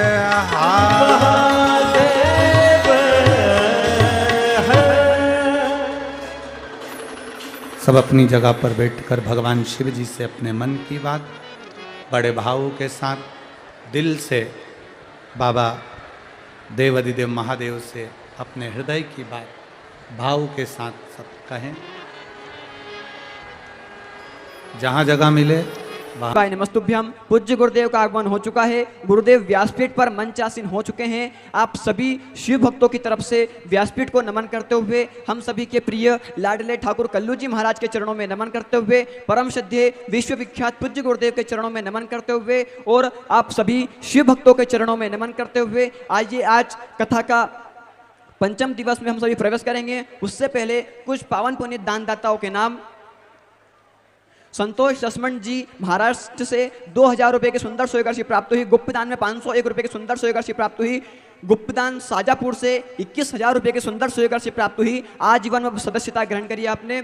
जितेंद्र कुमार जी वर्मा बालोदा बाजार से 501 रुपये की सुंदर सोई राशि प्राप्त हुई। अर्चना विनय जी झा मुंबई से 501 रुपये की सुंदर सोई राशि प्राप्त हुई। महादेव सिंह जी सीकर से 1100 रुपये की सुंदर सोई राशि प्राप्त हुई। मदन लाल जी 1100 रुपये की सुंदर सोई राशि प्राप्त हुई। अमन जी चंद्रपुर से 1001 रुपये की सुंदर सोई राशि प्राप्त हुई। राम प्यार जी मंगल प्रसाद जी की ओर से 500 रुपये की सुंदर सोई राशि प्राप्त हुई। आयुषी श्रीवास्तव झांसी से 1100 रुपये की सुंदर सोई राशि प्राप्त हुई। विजय झा गया बिहार से 1100 रुपये की सुंदर सोई राशि प्राप्त हुई। वेंकटेश प्रसाद साहू दुर्ग से 501 रुपये की सुंदर सोई राशि प्राप्त हुई। अर्चना जी शर्मा हमीरपुर से 501 रुपये की सुंदर सोई राशि प्राप्त हुई। सुशीला जी यादव रायपुर से 501 रुपये की सुंदर सोई राशि प्राप्त हुई। गुप्तदान में 501 रुपये की सुंदर सोई राशि प्राप्त हुई। भवानी सिंह राठौड़ जोधपुर से 1100 रुपये की सुंदर सोई राशि प्राप्त हुई। रुपेश कुमार की ओर से 501 रुपये की सुंदर सोई राशि प्राप्त हुई। रेखा इंद्र जी दिल्ली से 601 रुपये की सुंदर सोई राशि प्राप्त हुई। राजेंद्र जी शेट्टी मुंबई से 501 रुपये की सुंदर सोई राशि प्राप्त हुई। गुप्तदान भिलाई से 501 रुपये की सुंदर सोई राशि प्राप्त हुई। रमेश जी सक्सेना अलीगढ़ से 1501 रुपये की सुंदर सोई राशि प्राप्त हुई। गुप्तदान 1000 रुपये की सुंदर सोई राशि प्राप्त हुई। आकाश जी चौकी मुंबई से 501 रुपये की सुंदर सोई राशि प्राप्त हुई। निर्मला जी की ओर से 1100 रुपये की सुंदर सोई राशि प्राप्त हुई। सुनील कुमार जी हमीरपुर से 1011 रुपये की सुंदर सोई राशि प्राप्त हुई। वरुण जी शर्मा लुधियाना से 501 रुपये की सुंदर सोई राशि प्राप्त हुई। गुप्तदान मुरादाबाद से 2500 रुपये की सुंदर सोई राशि प्राप्त हुई। गुप्तदान पंजाब से 501 रुपये की सुंदर सोई राशि प्राप्त हुई। चंद्रशेखर जी नागपुर से 5000 रुपये की सुंदर सोई राशि प्राप्त हुई। बहुत बहुत धन्यवाद आपको। संजीव देवनाथ जी वेस्ट बंगाल से 601 रुपये की सुंदर सोई राशि प्राप्त हुई। अरविंद जी उपाध्याय ठाणे से 501 रुपये की सुंदर सोई राशि प्राप्त हुई। सुरेंद्र कुमार सोनीपत से 501 रुपये की सुंदर सोई राशि प्राप्त हुई। उर्मिला जी चेन्नई से 1100 रुपये की सुंदर सोई राशि प्राप्त हुई। सरला देवी सोनभद्र से 11,1111 रुपये की सुंदर सोई राशि प्राप्त हुई। बहुत बहुत धन्यवाद आपको। तृप्ति आदित्य जी भदौरिया इंदौर से 501 रुपये की सुंदर सोई राशि प्राप्त हुई। ब्रजमोहन जी वर्मा कानपुर से 501 रुपये की सुंदर सोई राशि प्राप्त हुई। मुकुंद जी दिल्ली से 601 रुपये की सुंदर सोई राशि प्राप्त हुई। नंदकिशोर जी दिल्ली से 1100 रुपये की सुंदर सोई राशि प्राप्त हुई। नेहा जी रायपुर से 501 रुपये की सुंदर सोई राशि प्राप्त हुई। सुरेश साहब बेगूसराय से 511 रुपये की सुंदर सोई राशि प्राप्त हुई। शारदा राजपुरोहित जी धार से 21,000 रुपये की सुंदर सोई राशि प्राप्त हुई। आजीवन भोजन भंडारे में आपने सदस्यता ग्रहण करी, बहुत बहुत धन्यवाद आपको। राकेश कुमार जी शर्मा मुंगेर से 501 रुपये की सुंदर सोई राशि प्राप्त हुई। गीता जी सागर से 1100 रुपए की सुंदर सोई राशि प्राप्त हुई। स्वप्नील देशमुख पुणे से 2100 रुपए की सुंदर सोई राशि प्राप्त हुई। बाबूलाल सुरेश राव औरंगाबाद से 501 रुपए की सुंदर सोई राशि प्राप्त हुई। सुरेंद्र कुमार जी औरंगाबाद से 1100 रुपए की सुंदर सोई राशि प्राप्त हुई। आरती देवी दिल्ली से 501 रुपए की सुंदर सोई राशि प्राप्त हुई। गुप्तदान में 1000 रुपए की सुंदर सोई राशि प्राप्त हुई। संजीव कुमार सिंह जी लखनऊ से 5100 रुपए की सुंदर सोई राशि प्राप्त हुई। स्वर्गीय शांतिबाई जी 1001 रुपए की सुंदर सोई राशि प्राप्त हुई। राधा जी गुप्ता 500 रुपए की सुंदर सोई राशि प्राप्त हुई। नवीन विजय जी जयपुर से 3100 रुपए की सुंदर सोई राशि प्राप्त हुई। दिनेश कुमार जी मीना दौसा से 611 रुपए की सुंदर सोई राशि प्राप्त हुई। प्रभा वंदन जी तिवारी नागपुर से 501 रुपए की सुंदर सोई राशि प्राप्त हुई। गुप्तदान हिसार से 1100 रुपए की सुंदर सोई राशि प्राप्त हुई। राजेंद्र प्रसाद जी पटना से 501 रुपए की सुंदर सोई राशि प्राप्त हुई। आदित्य राज पटना से 501 रुपए की सुंदर सोई राशि प्राप्त हुई। शंकर सिंह राजपूत इंदौर से 501 रुपए की सुंदर सोई राशि प्राप्त हुई। एस के श्रीवास्तव गाजियाबाद से 501 रुपए की सुंदर सोई राशि प्राप्त हुई। इंदिरा बंसल दिल्ली से 501 रुपए की सुंदर सोई राशि प्राप्त हुई। मीनाक्षी श्रीवास्तव बेंगलोर से 501 रुपए की सुंदर सोई राशि प्राप्त हुई। विजय कुमार जी उड़ीसा से 501 रुपए की सुंदर सोई राशि प्राप्त हुई। मानसी श्रीवास्तव बेंगलोर से 501 रुपए की सुंदर सोई राशि प्राप्त हुई। बजरंग प्रसाद जी गुप्ता बिहार से 1100 रुपए की सुंदर सोई राशि प्राप्त हुई। अरुण वर्मा हरियाणा से 501 रुपए की सुंदर सोई राशि प्राप्त हुई। राजेंद्र जी सक्सेना 1100 रुपए की सुंदर सोई राशि प्राप्त हुई। जे के कुमार चौबे पटना से 551 रुपए की सुंदर सोई राशि प्राप्त हुई। गुप्तदान में 1100 रुपए की सुंदर सोई राशि प्राप्त हुई। गुप्तदान में 1001 रुपए की सुंदर सोई राशि प्राप्त हुई। स्वर्गीय पुष्पा देवी जी की ओर से 501 रुपए की सुंदर सोई राशि प्राप्त हुई। अभियान आनंद जी मिश्रा यवतमाल से 501 रुपए की सुंदर सोई राशि प्राप्त हुई। महेश कुमार जी भारतीय शकुंतला जी दिल्ली से 501 रुपए की सुंदर सोई राशि प्राप्त हुई। यश जी गुप्ता 500 रुपए की सुंदर सोई राशि प्राप्त हुई। संदीप जी शुक्ला इंदौर से 501 रुपए की सुंदर सोई राशि प्राप्त हुई। लता जी मिश्रा प्रयागराज से 501 रुपए की सुंदर सोई राशि प्राप्त हुई। दीपिका प्रजापति पुणे से 501 रुपए की सुंदर सोई राशि प्राप्त हुई। रंजू देवी झारखंड से 501 रुपए की सुंदर सोई राशि प्राप्त हुई। गुप्तदान में 501 रुपए की सुंदर सोई राशि प्राप्त हुई। प्रियांश कुमार जी 501 रुपए की सुंदर सोई राशि प्राप्त हुई। राम सखी पाठक 501 रुपए की सुंदर सोई राशि प्राप्त हुई। मनीषा मनोज पाटिल पुणे से 501 रुपए की सुंदर सोई राशि प्राप्त हुई। अलका अशोक जी की ओर से 1100 रुपए की सुंदर सोई राशि प्राप्त हुई। ईश्वरी निर्मलाकर भाटापारा से 501 रुपए की सुंदर सोई राशि प्राप्त हुई। गुप्तदान में 1501 रुपए की सुंदर सोई राशि प्राप्त हुई। संजय सिंह जी गाजियाबाद से 1151 रुपए की सुंदर सोई राशि प्राप्त हुई। किशोर जी कुशवाहा धार से 500 रुपए की सुंदर सोई राशि प्राप्त हुई। आशा जी सोनी बिलासपुर से 1100 रुपए की सुंदर सोई राशि प्राप्त हुई। जगदीश चंद्र जी अलवर से 501 रुपए की सुंदर सोई राशि प्राप्त हुई। नीरज पटेल महू से 501 रुपए की सुंदर सोई राशि प्राप्त हुई। महेंद्र कुमार जी वर्मा रायपुर से 501 रुपए की सुंदर सोई राशि प्राप्त हुई। क्षमा भिलाई से 851 रुपए की सुंदर सोई राशि प्राप्त हुई। नीतीश जी टेलर राजस्थान से 5100 रुपए की सुंदर सोई राशि प्राप्त हुई। रणधीर कुमार पाठक बिहार से 511 रुपए की सुंदर सोई राशि प्राप्त हुई। मनोज जी इंदौर से 501 रुपए की सुंदर सोई राशि प्राप्त हुई। राधेश्याम जी नायक उड़ीसा से 501 रुपए की सुंदर सोई राशि प्राप्त हुई। आरती धर्मपाल सिंह जी बिहार से 501 रुपए की सुंदर सोई राशि प्राप्त हुई। वंदना प्रमोद जी शुक्ला बिलासपुर से 2000 रुपए की सुंदर सोई राशि प्राप्त हुई। वंदना प्रमोद शुक्ला लखनऊ से 1100 रुपए की सुंदर सोई राशि प्राप्त हुई। अंजना जी गुप्ता रुद्रपुर से 501 रुपए की सुंदर सोई राशि प्राप्त हुई। श्रीकांत सिन्हा शिवपुरी से 500 रुपए की सुंदर सोई राशि प्राप्त हुई। गौरीशंकर जी वाराणसी से 1001 रुपए की सुंदर सोई राशि प्राप्त हुई। विमला राजकुमार जी इंदौर से 501 रुपए की सुंदर सोई राशि प्राप्त हुई। शैल कुमारी श्रीवास्तव 500 रुपए की सुंदर सोई राशि प्राप्त हुई। कृष्णा जी शर्मा अलवर से 501 रुपए की सुंदर सोई राशि प्राप्त हुई। चित्र कुमार जी 1001 रुपए की सुंदर सोई राशि प्राप्त हुई। बहुत बहुत धन्यवाद आपको। आनंद आदि योगी कर्नाटक से 51,000 रुपए की सुंदर सोई राशि प्राप्त हुई। बहुत बहुत धन्यवाद आपको, बहुत बहुत बधाई आपको। दशरथ सिंह जी जयपुर से 501 रुपए की सुंदर सोई राशि प्राप्त हुई। सोनाली परदेशी इंदौर से 551 रुपए की सुंदर सोई राशि प्राप्त हुई। उर्मिला देवी दिल्ली से 501 रुपए की सुंदर सोई राशि प्राप्त हुई। आकाश दुबे मैनपुरी से 501 रुपए की सुंदर सोई राशि प्राप्त हुई। राकेश लक्ष्मण जी पाटिल शहादा से 1100 रुपए की सुंदर सोई राशि प्राप्त हुई। स्नेह लता जी श्याम जी की ओर से 1101 रुपए की सुंदर सोई राशि प्राप्त हुई। साहिल जी मेरठ से 771 रुपए की सुंदर सोई राशि प्राप्त हुई। बहुत बहुत धन्यवाद आपको। मुकुट लाल जी मित्तल जी दिल्ली से 44,000 रुपए की सुंदर सोई राशि प्राप्त हुई। बहुत बहुत धन्यवाद आपको। पार्वती जी अतुलकर बैतूल से 1101 रुपए की सुंदर सोई राशि प्राप्त हुई। शिवम जी गुप्ता गाजियाबाद से 5005 रुपए की सुंदर सोई राशि प्राप्त हुई। हंसराज जी हिमाचल से 501 रुपए की सुंदर सोई राशि प्राप्त हुई। पिंकी राहुल जी की ओर से 500 रुपए की सुंदर सोई राशि प्राप्त हुई। राम सखी आगरा से 501 रुपए की सुंदर सहयोग राशि प्राप्त हुई। युक्ति त्रिपाठी 501 रुपए की सुंदर सहयोग राशि प्राप्त हुई। सीमा जी गुप्ता नोएडा से 511 रुपए की सुंदर सहयोग राशि प्राप्त हुई। नितिन जी मालवी इंदौर से 501 रुपए की सुंदर सहयोग राशि प्राप्त हुई। गुप्तदान में 1001 रुपए की सुंदर सहयोग राशि प्राप्त हुई। विमल जी भोपाल से 501 रुपए की सुंदर सहयोग राशि प्राप्त हुई। रत्नेश जी हैदराबाद से 501 रुपये की सुंदर स्वीकृति राशि प्राप्त हुई। राजेश कुमार जी वर्मा लखीमपुर से 501 रुपये की सुंदर स्वीकृति राशि प्राप्त हुई। स्नेह जी की ओर से 501 रुपये की सुंदर स्वीकृति राशि प्राप्त हुई। आशीष कुमार जी फरीदाबाद से 1100 रुपये की सुंदर स्वीकृति राशि प्राप्त हुई। मधुकर रघुनाथ जी महाजन जलगांव से 1111 रुपये की सुंदर स्वीकृति राशि प्राप्त हुई। लक्की जी बैतूल से 501 रुपये की सुंदर स्वीकृति राशि प्राप्त हुई। गुप्तदान में 500 रुपये की सुंदर स्वीकृति राशि प्राप्त हुई। अजय कुमार जी पटना से 1101 रुपये की सुंदर स्वीकृति राशि प्राप्त हुई। गुप्तदान में 1100 रुपये की सुंदर स्वीकृति राशि प्राप्त हुई। संतोष विट्ठल पाटिल जलगांव से 21,000 रुपये की सुंदर स्वीकृति राशि प्राप्त हुई। बहुत बहुत धन्यवाद आपको, बहुत बहुत बधाई आपको। विजय लक्ष्मी त्रिपाठी वाराणसी से 1100 रुपये की सुंदर स्वीकृति राशि प्राप्त हुई। गुप्तदान में 1100 रुपये की सुंदर स्वीकृति राशि प्राप्त हुई। मोहनलाल जी 500 रुपये की सुंदर स्वीकृति राशि प्राप्त हुई। सुनीता सतीश कुमार जी पंजाब से 551 रुपये की सुंदर स्वीकृति राशि प्राप्त हुई। ऐश्वर्या जी शर्मा जयपुर से 2100 रुपये की सुंदर स्वीकृति राशि प्राप्त हुई। जितेंद्र सिंह जी मुंबई से 501 रुपये की सुंदर स्वीकृति राशि प्राप्त हुई। उज्जवल प्रकाश जी 501 रुपये की सुंदर स्वीकृति राशि प्राप्त हुई। गुप्तदान में 13,000 रुपये की सुंदर स्वीकृति राशि प्राप्त हुई। सुरेश जी पांडे इलाहाबाद से 501 रुपये की सुंदर स्वीकृति राशि प्राप्त हुई। गुप्तदान में 500 रुपये की सुंदर स्वीकृति राशि प्राप्त हुई। राजेश पूनम जी गुप्ता 500 रुपये की सुंदर स्वीकृति राशि प्राप्त हुई। रीता जी की ओर से दिल्ली से 1100 रुपये की सुंदर स्वीकृति राशि प्राप्त हुई। राधा सिंगल दौसा से 1100 रुपये की सुंदर स्वीकृति राशि प्राप्त हुई। साहिल जी मेरठ से 1100 रुपये की सुंदर स्वीकृति राशि प्राप्त हुई। महेंद्र कुमार जी नामदेव 501 रुपये की सुंदर स्वीकृति राशि प्राप्त हुई। शिवबंधन सिंह जी सुल्तानपुर से 501 रुपये की सुंदर स्वीकृति राशि प्राप्त हुई। प्रियांशु जी जौनपुर से 500 रुपये की सुंदर स्वीकृति राशि प्राप्त हुई। जितेंद्र जी पाटीदार 500 रुपये की सुंदर स्वीकृति राशि प्राप्त हुई। कमल बाबू सक्सेना मुरादाबाद से 500 रुपये की सुंदर स्वीकृति राशि प्राप्त हुई। गुप्तदान में 500 रुपये की सुंदर स्वीकृति राशि प्राप्त हुई। अशोक पटेल कोरबा से 500 रुपये की सुंदर स्वीकृति राशि प्राप्त हुई।